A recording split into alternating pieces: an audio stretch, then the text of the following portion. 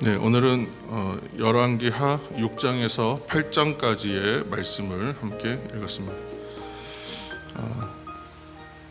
역시 이제 또 많은 이적과 이제 놀라운 기적과 같은 일들이 소개되고 있습니다. 주로 이제 엘리사를 통하여 하나님의 권능이 이제 선포되고 일어나는 것을 우리가 보게 되죠. 오늘은 특별히 이제 이 이야기들 중에 다른 일들은 좀 이해가 되는데 이 이야기가 여기에 왜 들어갔을까 이제 하는 부분이 이제 6장 초반에 이야기가 하나 나옵니다. 바로 이제 제목이죠. 쇠도끼를 찾다. 잃어버린 도끼를 찾는 이야기인데 좀 사소해 보이는 이야기인데 왜 이 이야기가 있을까? 이 부분은 이제 묵상하면서 주신 말씀을 함께 나누려고 합니다. 이때에도 이제 하나님의 뜻을 따르는 사람들, 곧 선지자, 하나님의 뜻을 행하는 사람, 근데 이 선지자의 길을 가겠다고 이제 수련하는 사람들이 있었다. 이제 이것을 오늘 보여주고 있거든요, 앞부분에서. 근데 이제 이때의 사람들은 엘리사 때 이제 갑자기 생긴 사람들은 아닌 것 같고 엘리야 때부터 이렇게 이제 따르던 사람들이었던 것 같습니다. 근데 이 엘리야 시대 때부터 수련하던 선지생도라고 이제 예전에는 표현했는데 선지생도들이 있었는데 갑절의 성령의 역사라고 그랬잖아요. 갑절의 영감을 달라는 것을 통하여 성령 사역이 이제 엘리야에서부터 엘리사로 계승되었고 이 선지 생도들이 이제 이 엘리사를 이제 그 영적인 계승자로 여겨서 함께 이제 따르면서 생활하고 있는 것입니다. 그래서 이제 6장을 보시면 6장 1절 말씀 읽겠습니다. 6장 1절.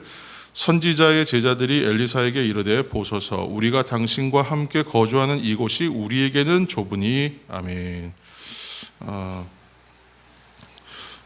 제가 신학교를 들어갔던 시절이 이제 90년대 초반인데 그때까지는 신학교 경쟁률이 되게 높았습니다. 저희 때까지는 굉장히 높았고 그렇게 해서 한 10년 정도 그 높은 경쟁률이 계속 이제 됐다는 얘기는 그만큼 학생들이 목회자가 되겠다고 이제 몰려드는 형국이었죠. 그때까지만 해도.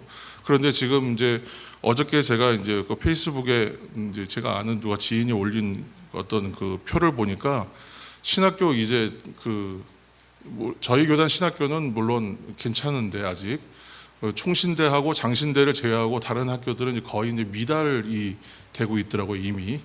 그러니까 대학원을 제외하고는 거의 이제 미달 사태가 이제 시작된 것 같아요. 근데 그만큼 이런 이제 신학교의 지원자들의 그런 비율이나 경쟁률은 그 시대의 상황들을 좀 여러모로 반영하게 됩니다. 그만큼 이제 지금 목회나 이쪽 이제 교회가 더 힘들어지고 있기 때문에 또 오히려 줄어드는 것 같습니다. 사실은 더 힘들었을 때 더 많이 주의 길을 가겠다고 선언하고 따르는 사람들이 많았던 것이 지금까지 역사인데 지금은 이제 많이 줄고 있습니다. 그동안 너무 많이 또 뽑았기 때문에 그런 것도 있을 것입니다.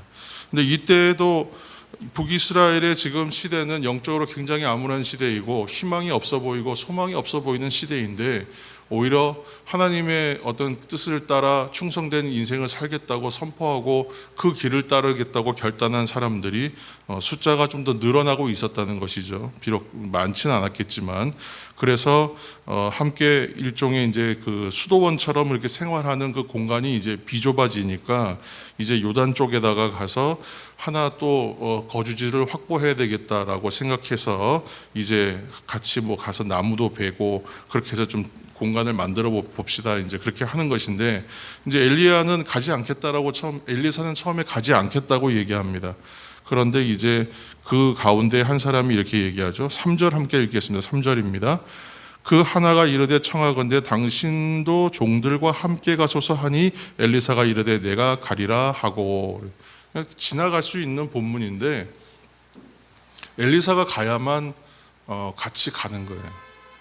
곧 하나님의 말씀을 대언하는 하나님의 어떤 그런 영적인 흐름을 가지고 있는 엘리사가 가야만, 하나님이 함께 가셔야만 우리도 갑니다라는 이제 그 의미로 좀 볼 수 있는 것입니다. 하나님의 은혜를 받은 사람이 같이 가야 그 말씀을 선포하는 자가 함께 가져와야 우리가 갈 수 있습니다.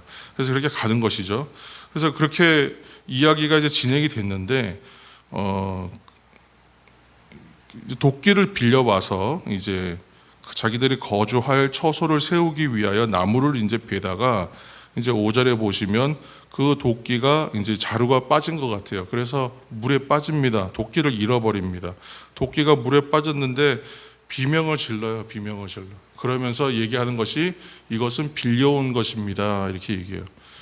근데 도끼는 아마 당시의 생활 필수품이었을 것입니다. 나무를 해야만 이제 또 생활에 필요한 것들을 얻을 수 있기 때문에. 그런데 이것을 빌려와야 했다는 것은 당시가 아마 철제 기구가 좀 더 귀한 재료로 만든 것이었겠지요. 그렇지만 그렇다고 해서 보더라도 이 나무 하는데 이 많은 사람들이 도끼 한 자루 빌려와야 될 정도면 상당히 아무래도 선지생도들의 삶이 굉장히 어려웠다는 것을 보여주는 것이고, 또 이렇게 해서 잃어버리면 신명기법에 의하면 잃어버린 것은 반드시 배상해야 돼요. 주인이 함께 있을 때 잃어버리면 괜찮아요. 그런데 빌려준 사람이 함께 하지 않는 공간에서 잊어버린 것은 반드시 배상하게 돼 있어요. 근데 배상하지 못하면 어떻게 되냐 하면 종살이 해야 됩니다. 노예가 돼야 돼요. 그러니까 뭐 꼭 이 생사 여탈권을 이 도끼 한 자루 때문에 과연 그렇게 취했을까? 이제 그건 좀 생각해 보아야겠지만 법대로 하면 배상해야 하고 배상하지 못하면 종이 돼야 하는 상황입니다. 그런데 이 도끼 한 자루를 배상하지 못할 정도의 지금 삶의 어려움에 있는 사람들이란 말이에요. 이 사람들이 다. 그러니까 지금 이게 아주 심각한 문제예요.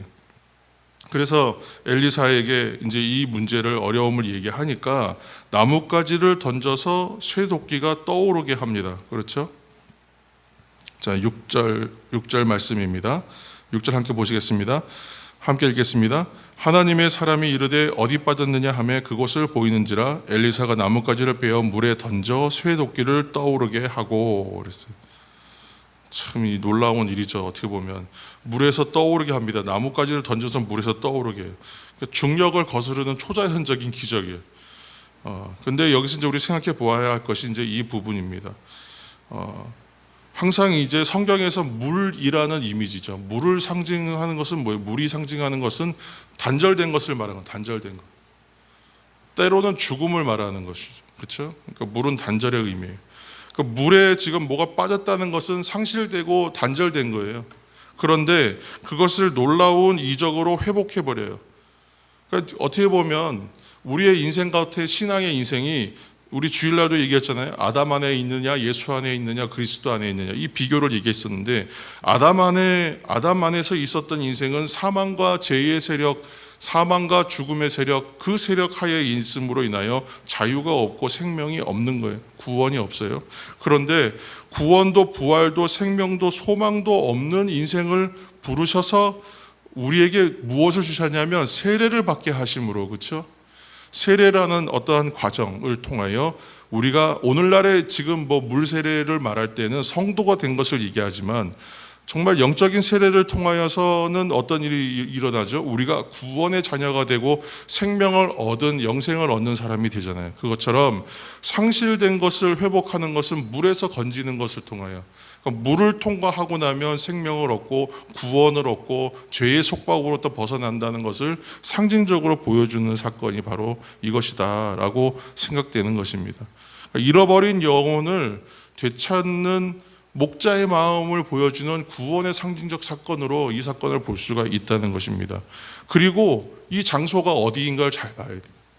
이 일이 일어나는 장소가 어디인가 보니까 요단이에요. 요단강. 요단강이 어떤 곳입니까? 훗날 예수님께서 실제로 세례받는 장소가 요단강입니다. 그렇죠? 그리고 삼위의 하나님이시죠. 그러니까 성령이 비둘기처럼 내리고 하늘에서는 성부 하나님의 음성이 들리고 성자이신 예수님께서 세례를 받는 곧 삼위의 하나님이 다 함께 하시는 임재하시는 장소가 바로 요단강이지 않습니까?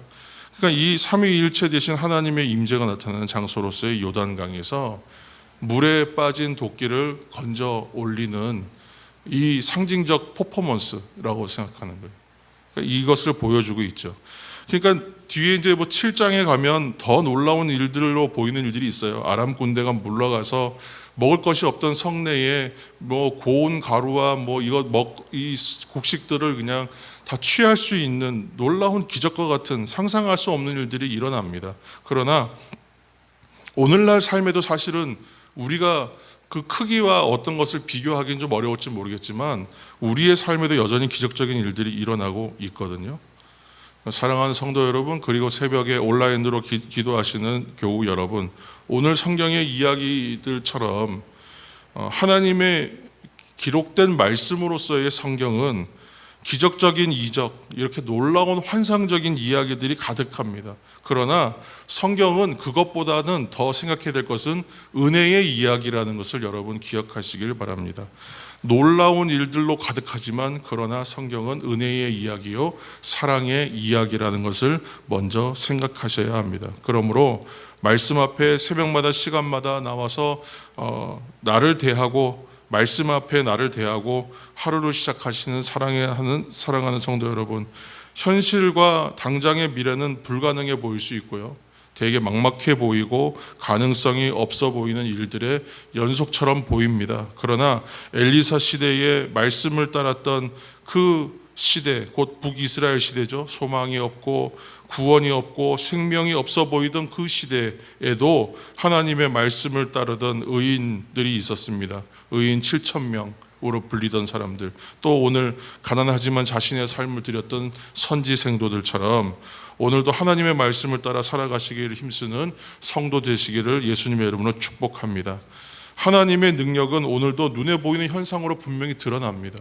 기적적인 일과 놀라운 이적들로 우리들 앞에 찾아올 수 있습니다. 그러나 내가 보지 못하고 깨닫지 못하는 순간이라고 해서 아무 일도 없느냐? 그렇지가 않아요. 그 시간에도 하나님의 은혜, 하나님의 사랑, 우리를 돌보심은요 항상 우리를 향해 있습니다. 그리고 우리가 어디 있냐 하면요, 사망 안에 있고 아담 안에 있는 것이 아니라 이미 예수 안에, 그리스도 안에, 생명 안에 살고 있는 존재입니다. 이 자체가 사실은 더 놀라운 기적과 이적이거든요. 눈에 보이는 이적과 기적을 바라보면서 저것이 더 큰 이적처럼 보이지만 사실은 우리가 예수 안에 있다는 것 자체가 더 놀라운 기적입니다. 그리고 눈에 보이는 이적과 기적이 눈에 보여야만 큰일이 일어난 것 같지만 그렇지가 않더라도 하나님의 놀라운 사랑과 은혜가 항상 나를 붙들고 있다는 것, 이 자체가 더 놀라운 기적과 이적과 같은 일이라는 것을 말씀드리는 것입니다. 그러므로 지금 우리의 삶이 은혜의 삶이라는 것을 확인하셔서 어떤 상황에서라도 감사하고 먼저 찬송하고 기쁨으로 여러분 충만하시기를, 그런 이러한 하루가 되시기를 예수님의 이름으로 축원합니다. 함께 기도하겠습니다.